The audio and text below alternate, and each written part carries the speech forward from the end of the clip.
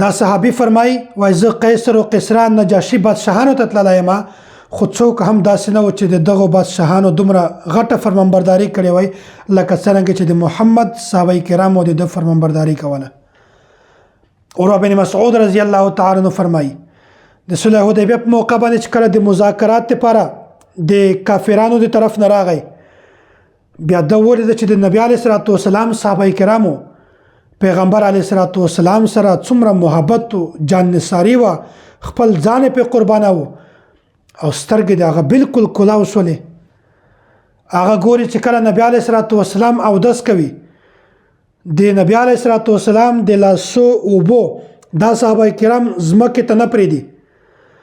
نبی علیه الصلاه والسلام چې کله د جسم نه یو بال ویږي صحابه کرام هغه وخته زمکه ته نه پریدي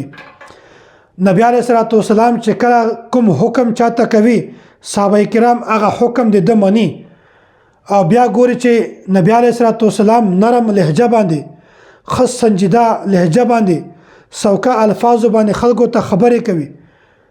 نو دا صحابي عروه بن مسعود رضی الله تعالی عنہ واپس ولاړ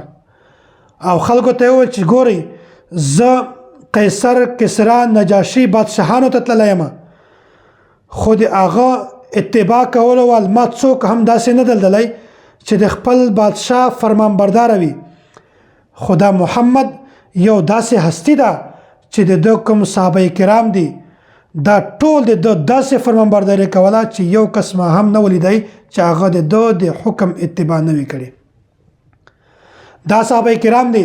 چې خپل ځان هم د پیغمبر باندې قرباناوه خپل مال هم د پیغمبر باندې قرباناوه خپل اولاد هم د پیغمبر باندې قرباناوه د هدا پر ټول ژوندۍ د پیغمبر په نامه باندې وقف کړي و.